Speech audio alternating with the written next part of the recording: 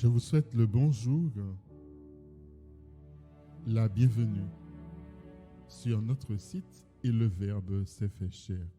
Bonne écoute.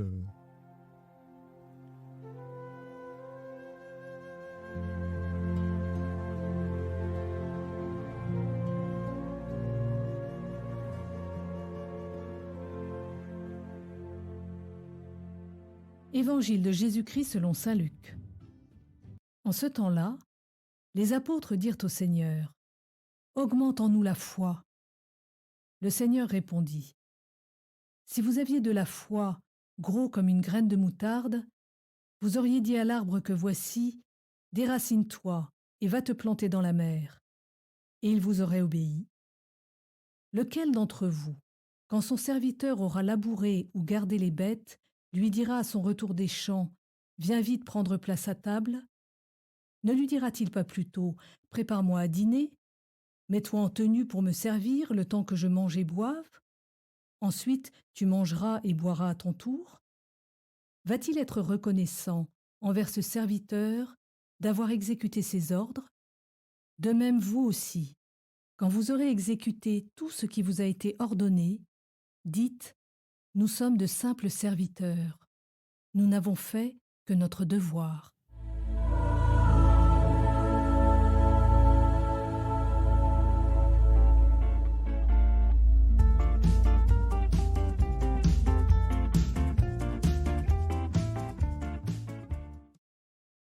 Sœurs et frères bien-aimés, l'humilité, voilà le mot qui est monté à mon cœur lorsque j'ai lu cet évangile.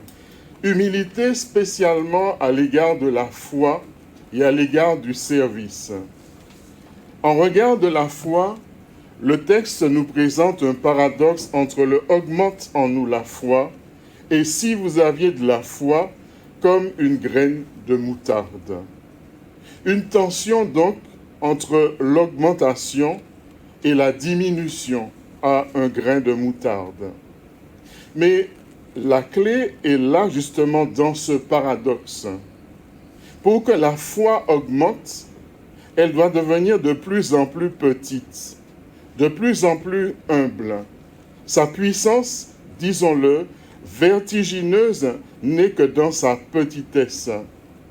Car si la foi a été définie comme une vertu, c'est-à-dire une force ou une aptitude à faire le bien, il me semble que le mot adhérence, qui a été utilisé par la Bible de Chouraki pour rendre compte de la foi, est plus significatif.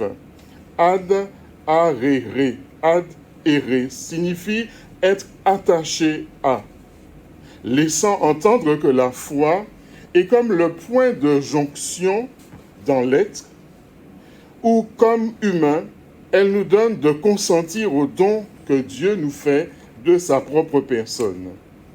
Et dans cette optique-là, la foi ne peut être que humble, la foi ne peut être que petite, car elle ne fait que consentir à la vie, à l'identité unique qui nous a été donnée à chacun et à chacune. Elle fait partie, en ce sens, du terreau même de l'être, où l'humble foi a cette qualité de recevoir la parole, semence première de la parole de Dieu, unique, qu'elle est appelée à devenir elle-même.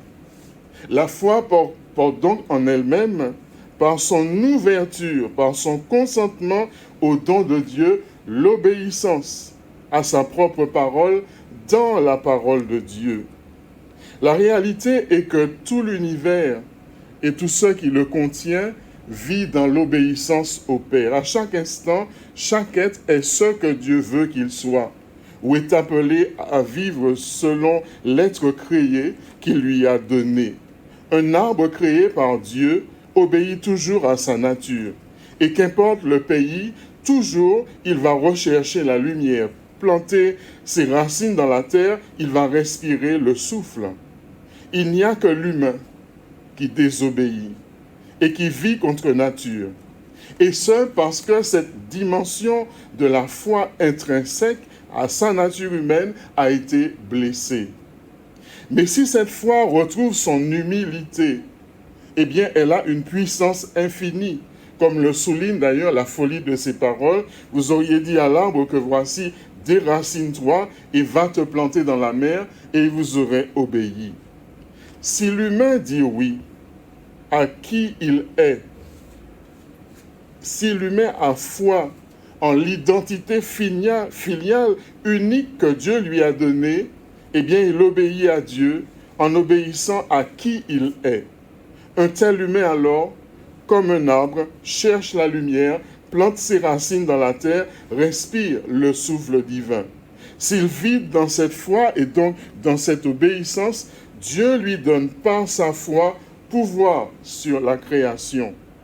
Ce pouvoir, il n'est pas une domination, mais une obéissance à la vie, à cette vie de Dieu qui traverse et qui habite toute chose, tout être. Il ne saurait donc être une emprise ou bien une violence sur l'autre.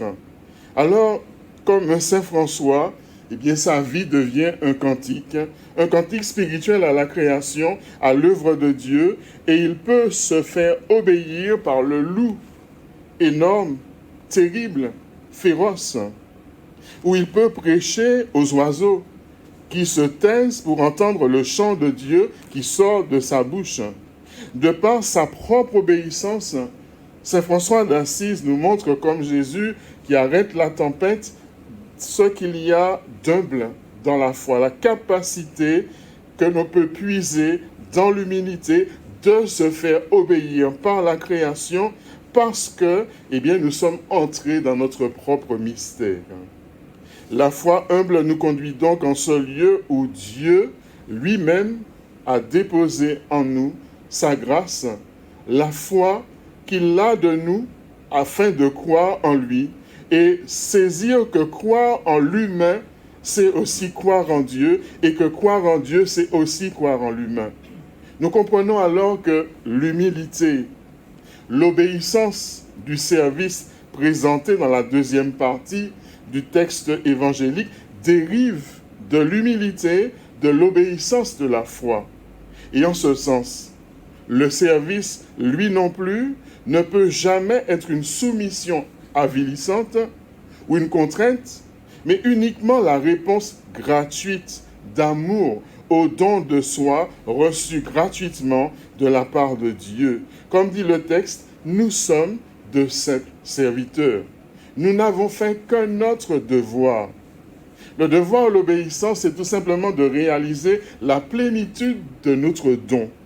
En redonnant à Dieu, en redonnant aux autres, en redonnant à toute la création le don de vie que nous avons reçu du Seigneur. Le service prend alors une couleur humble de la foi qui reçoit tout et redonne tout, comme il en est entre les personnes divines du Père, du Fils et de l'Esprit Saint.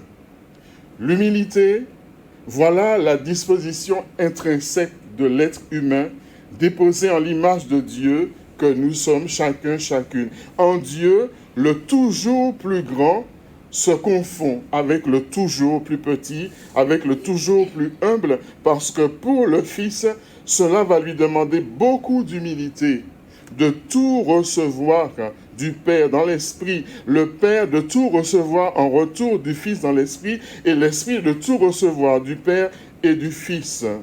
En ce sens, l'humilité, c'est vraiment la clé de l'amour. Et il n'en est pas différent pour nous, et je dirais même en nous, d'autant plus que nous avons tout de Dieu. Nous sommes créés à son image, et notre don est bien pauvre en regard du sien. À l'école de Sainte Thérèse que nous avons célébrée hier, prions cette Eucharistie dominicale pour rentrer dans une foi humble, dans ce chemin de l'enfance, dans cette humilité croyante, adhérente. Et souvenons-nous que si la foi a le pouvoir de déraciner un arbre, plus encore, elle a le pouvoir de nous enraciner en Dieu et en nous-mêmes. Amen.